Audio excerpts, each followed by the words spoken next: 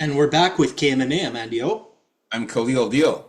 And we're going to be bringing you our breakdowns and predictions for UFC Seattle coming up. We're going to be starting off with Terrence McKinney against Kyle Nelson.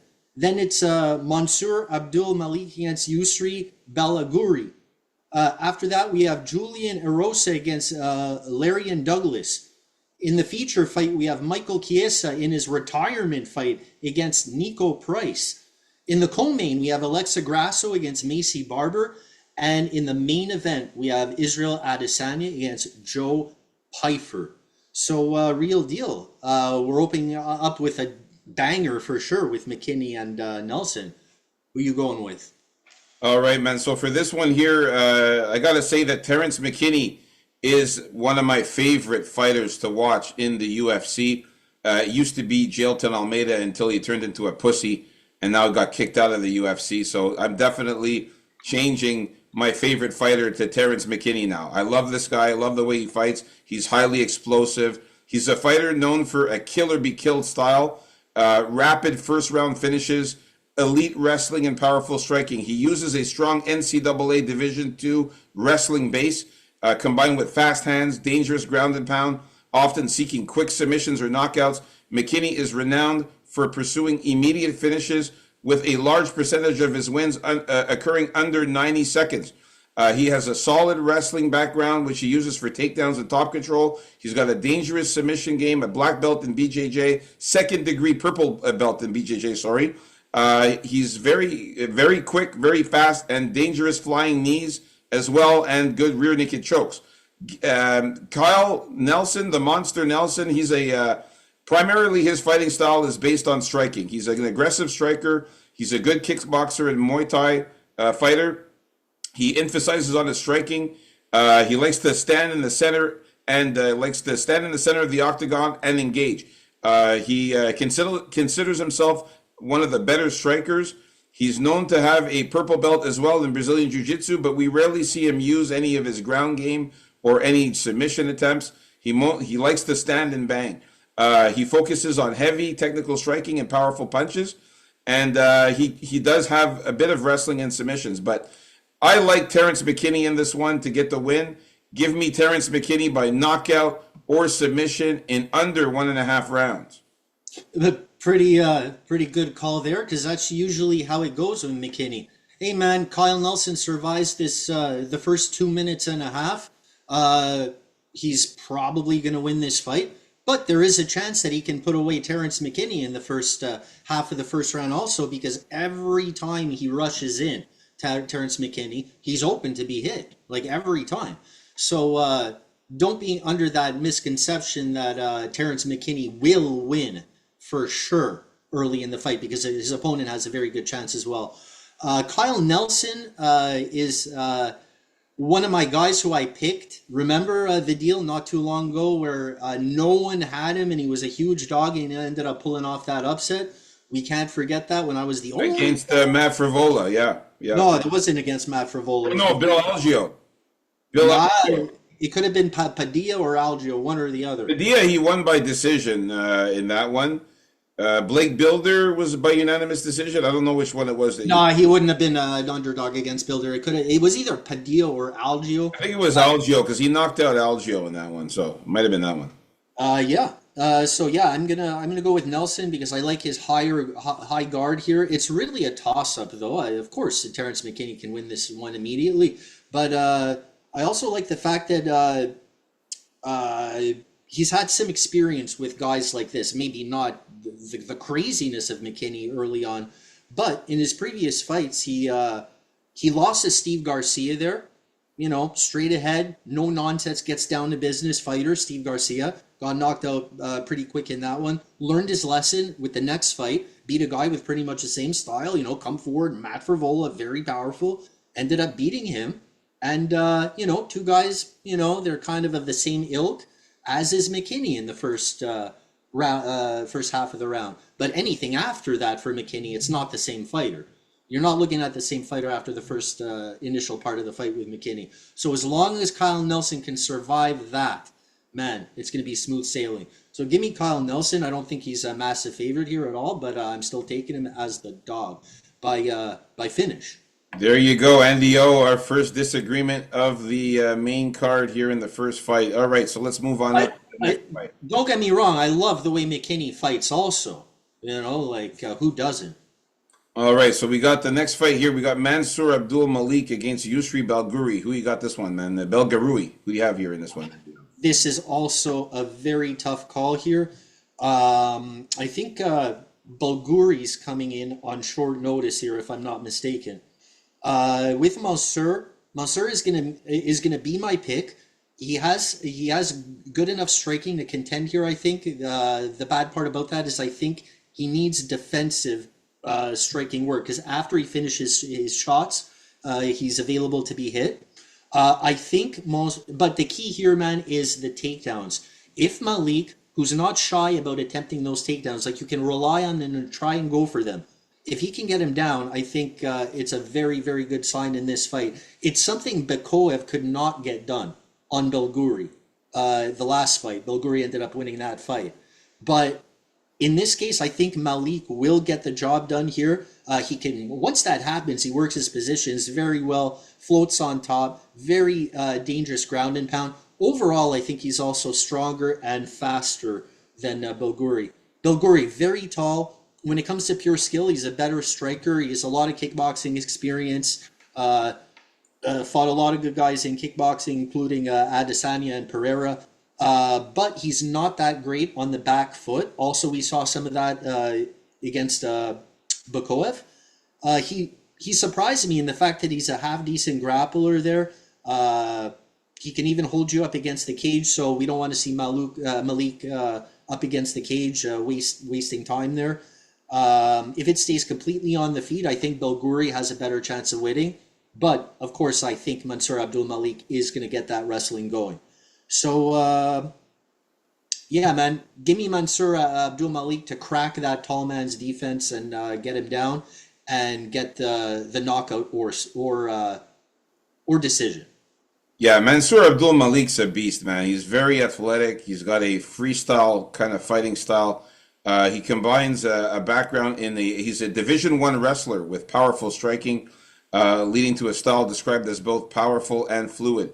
He uses a powerful ground and pound attack when he gets you on the ground, significant striking power in his punches and elbows, and he's shown the ability to finish fights with a submission like the guillotine. His wrestling base allows him to control his opponents on the ground, and his striking makes him a threat in every phase of the fight. Now, Yusri Belguri, his fighting style is a well-rounded mix of striking and grappling. He transitions from kickboxing background to MMA. He's known for his powerful kickboxing techniques, particularly his knees, and he's actively incorporating more wrestling and groundwork into his game. Now, he's just recently started that. So he hasn't really been a grappler or a wrestler. He just started learning that. This guy's job is keep it on the feet against anyone. That's it. Belgaroui, he's got a foundation in kickboxing. That's what he likes. He's got a reputation for being a strong, pure striker. His style includes a significant use of powerful knees, and he's been coached to incorporate more boxing and overall striking offense. So for this one here, man, I got to go with the guy who's got the advantage on the ground and who's got the wrestling advantage, which is Mansour Abdul-Malik. And I really believe that he will be able to get that double leg, take down Yusri Belgaroui, get him to the ground, and do what he does best, which is finish you on the ground with ground and pound or submission. Give me Mansour Abdul-Malik to win by knockout or submission and still stay undefeated. Nice. All right, so me and NDO agreeing on that one. Let's move on up to the next fight here. We got Julian Erosa, Juicy J, against Larian Douglas, the gunslinger. So for this one here, man, is it your turn? No, it's you, I think. Okay, yeah, it's me. Yeah. So for this one here, man, I like Larian Douglas, but I also like Julian Erosa, man. So for this one here, man, I gotta say that Julian Erosa, he's very unorthodox. He's a high volume striker. He's an opportunistic submission specialist. He's got a 6'1" frame where he uses his frame and his long reach. He's known for his dangerous up kicks from the ground. And he's very versatile as well. He effectively mixes stand-up striking with cage pressure grappling. He's a striker who uses his long limbs to his advantage, frequently throwing unexpected long-range strikes. He's known for dangerous, active up kicks from his back when he's on the ground, and he uses that to damage his opponents. He also is good at jiu-jitsu. You can see here he's got 14 subs, 12 knockouts, so he does know how to get submissions. Larry Douglas, this guy's mainly a striker. He has an orthodox stance. His significant strikes include all strikes at distance, plus power strikes in the clinch and on the ground. He's got an 88% striking accuracy, and he carries a takedown defense at around 80% as well, forcing most of his opponents into extended striking exchanges rather than allowing them to dictate the pace or get him to the ground. So it's going to be a tough one here. I'm going to go with Larry Douglas to get the win by knockout because, you know, Julian Erosa has been knocked out 7 times out of his 12 losses. And Larry Douglas, this guy's a gunslinger. He's got powerful knockout power. But I will say this, though. I will be having a sprinkle on Julian Erosa by knockout or submission in the betting because this guy is very dangerous. But I'm going to pick for the picks here. I'm going to go with Larry Douglas to win by knockout or decision. Yeah, here I think this should be a good fight too. Julian Erosa, yeah, man, he comes in there ready to go, hands low. But he's pretty good everywhere, man. This guy has 26 finishes we got going for him. I don't know why the odds are so wide in this fight. Belguri. Douglas, what he has is that, he has that power, especially with that left hook. But there's a reason his striking accuracy is so high. He's very, very, very, very, very patient. And he doesn't let go, enough, I find. He has heavy kicks, but he's not super technical, but neither is Erosa, right? But I think actually Erosa is a little more technical than him. He comes in with his basic combos, and it's to hit you with accurate strikes, right? And to land with that left hook, which can knock anyone out. If he lands on Erosa early, it's probably going to be over for Erosa, because the way Erosa gets knocked out is usually early on in the fights, you know? But if he doesn't get knocked out, Erosa has a cardio for days, can keep it going, looking for subs, always dangerous for front chokes when his opponent gets in close. And also another thing I came across during research in this fight is that his last 5 fights in the lower level leagues, Khalil, as you like to say, in the minors, Larry Douglas was an underdog in all of those fights. And until he got onto the Contender Series, where he was a pretty big favorite against an overmatched opponent, where he won that fight, and he won with that left hook. Now, obviously the odds maker saw something wrong with this guy not being the underdog in 5 straight minor league fights until he gets to the Contender Series at least. And on top of that, this guy's been finished 4 times in his 17 fights. So the guy's finishable on top of that. The line is way too wide here. I'm going to go with Julian Erosa to get it done because I think he's better than this guy. I think the line should be way more even than this. If Larian doesn't get that early knockout shot, I don't think he's going to win this fight. I think Julian Erosa is going to work in the grappling there and probably get a sub on this guy. So give me Julian. You know what? Give me finish for Juicy J here. Yeah, you see, I'm not really hating on that pick actually because, Julian Erosa, he has more experience in the UFC. Of course, fought a lot much better. Oh yeah, on top of that, and he's very dangerous, man. So yeah, like I said, I will have a sprinkle on the KO sub prop for Julian Erosa come betting time on Friday. But I think Larry Douglas can get the win though here with his knockout power. Now, I just don't trust the chin of Erosa. Yeah, that's completely understandable. It's just that, hey, maybe if Larry Douglas was a dog again, maybe I pick him as the dog play because he won all of those fights as a dog, except for that first one there where you notice he lost his last loss, Larry Douglas. Also, a nice note since I'm picking Erosa for that fight is that Larry Douglas seemed to have a little problem with that reach of his opponent. You know who has a reach advantage here? Tell me the deal. What's the reach advantage that we got for Juicy J in this Yeah, fight? Juicy J is going to have a 2.5 inch reach advantage here on this one. And this is a positive for me with that, and it's also with the lankiness that Erosa fights with. You know, he can manage to use that range well from time to time when he's not crashing in there. Yeah, so exciting fight. I can't wait. Erosa by finish. All right, so we are in disagreement with that one there. Let's get to the next fight. We got Michael Chiesa against Nico Price. Who you got in this one, Andio? All right, so this is going to be Michael Chiesa's retirement fight. Always a red flag when it comes to the betting. But he's also facing a very short notice, Nico Price, who just fought not that long ago and got knocked out. So usually I don't pick guys that are, going to retire. But man, Nico Price lost to a retiring guy the last time this happened in a washed up Robbie Lawler. And he knocked him out, though. Remember that? Yeah, yeah. So I'm not I'm not saying Michael Chiesa is going to get his first knockout in his career now. Although maybe it is a very sneaky sprinkle, just for the hometown fans because he is from Washington. That's why he's fighting here for his last fight to get that elusive knockout. Unlikely as it is, but yeah, based on Nico Price, man, who Nico Price isn't retiring. He has kids on the way. He has 10 kids already. He has to keep on fighting. So he's basically fighting for a paycheck here. Exactly. He's fighting for a paycheck. That's it. But so is Michael Chiesa. I don't think Michael Chiesa wants to get punched in the face either if it comes to that. But Chiesa in general, always hard to land on clean.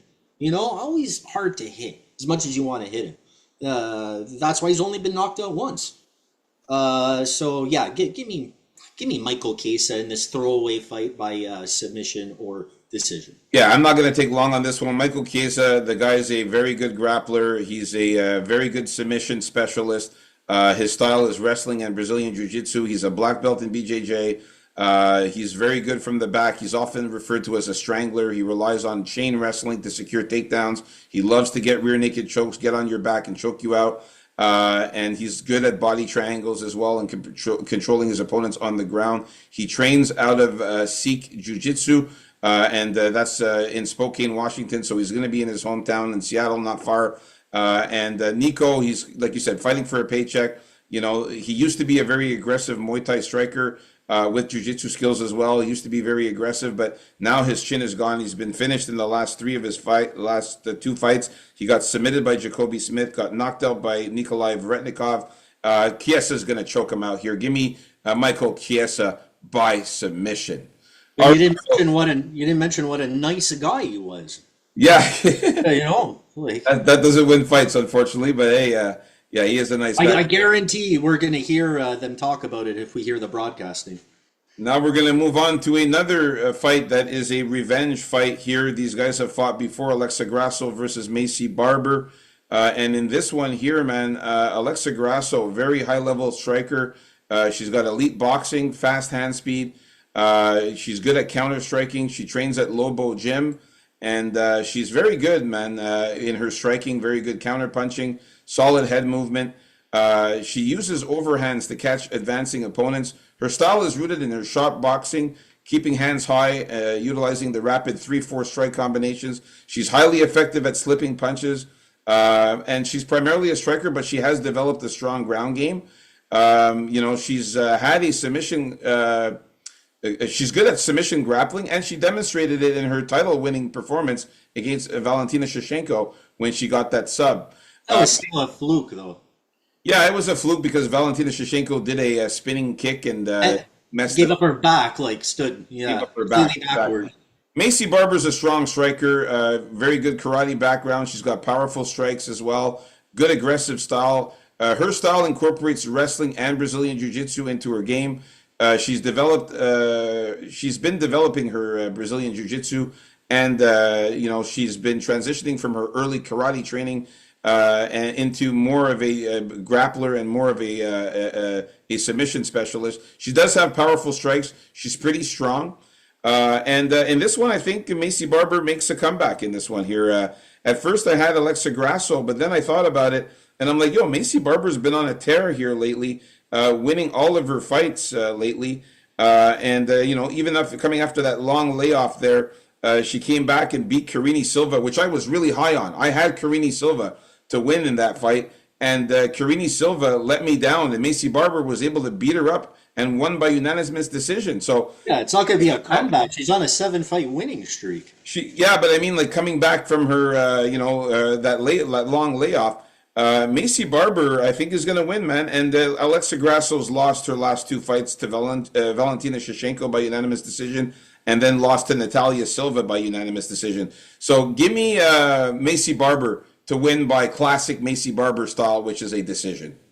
Yeah, you know that first fight between Grasso and Barber was in fact the first fight back for Macy Barber after she tore her knee up Yeah. against Roxanne Modafferi. So that was an understandable loss, and since then she hasn't lost, and these two are back at it again for the rematch. I think this is a case of one girl, like, on the right trajectory, looking good, motivated, wants a shot at that title against a girl that's kind of like not as in it anymore, getting down. Also won the title already, so been at the top of the mountain there. And she just hasn't looked as good since she lost the belt. She is the cleaner striker here. She does have some craftiness in her combos, the good boxing, and she knows how to get her points in there. Also, when it comes to the ground game, yeah, she could scramble. She has some technique down there, but she can get held down, and I suspect that Barber's coaches have told her this. I think primarily Grasso's trying to get up if she gets taken down. So for Barber, I think she's been looking very good. I like her kicks. I like her combos, and she does have a power advantage here for sure. It's not really pretty, right? But it's strong and effective, and she tries to put a hurting on these girls. I see her getting Alexa Grasso up near the fence, cornering her off, and laying on the beating there. So if she doesn't win by knockout, I'm calling decision for Macy Barber. More of a dog. She's more of a dog.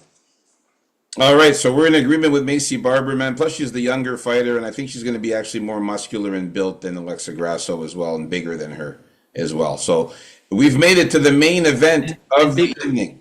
And bigger tits. Yeah, most likely, yeah. And so we've made it to the main event here of the evening. We got Israel Adesanya, the last style bender, against Joe Pyfer, body bags here, man. So Andy O, finish us off. Who you got in this one, bro?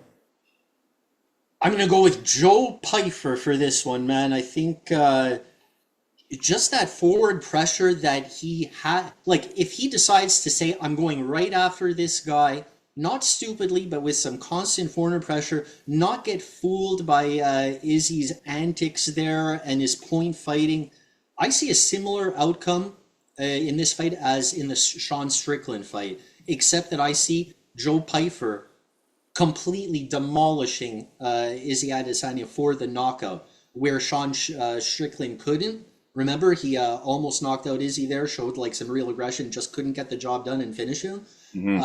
But I think Pyfer is capable. After all, we're talking about the strongest puncher in the world here, stronger than Israel Adesanya. Sorry, stronger than Francis Ngannou. If you go by that punching bag there, they were having all those fighters get tested on for their power, right?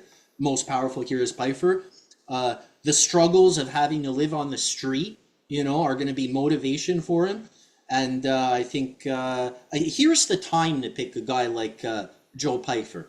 Of course, 4 years ago, Izzy would have destroyed him. And Izzy has faced crazy competition. That's true. It's all better than Joe Pyfer.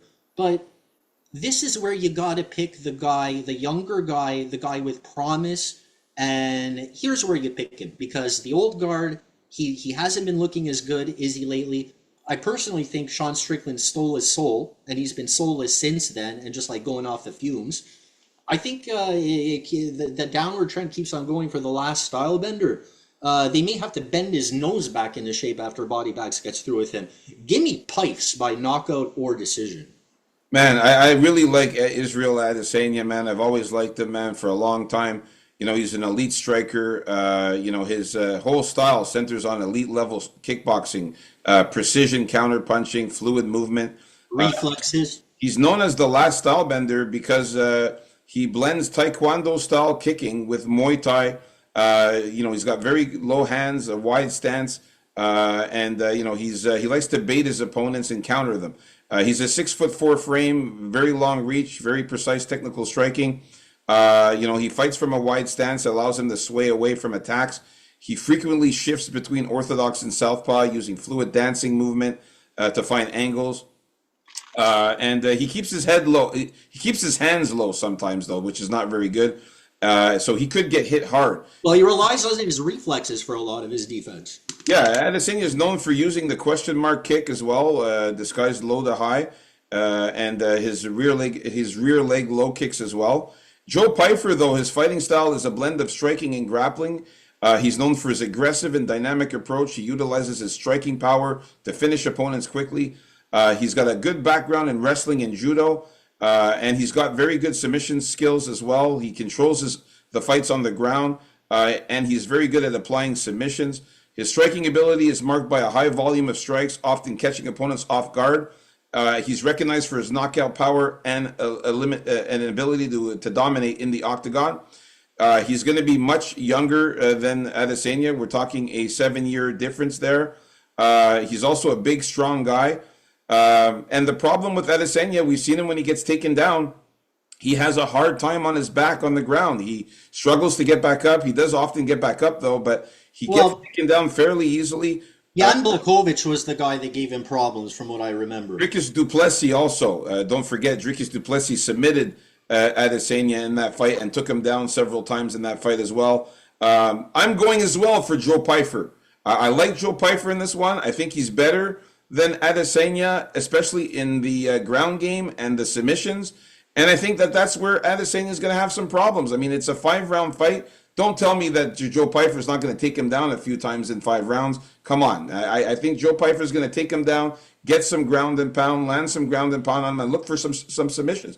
Give me Joe Pyfer to win by knockout or submission. I know it's not the most popular pick, but me and Andy O going for the dog in this one for the main card. So like and subscribe, folks. There you have it. Yeah, everyone, these animals fight each other in the cage. We fight the algorithm, so like and subscribe.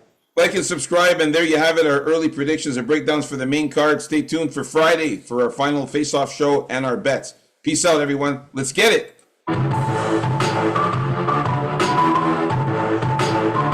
MMA, baby. Peace out.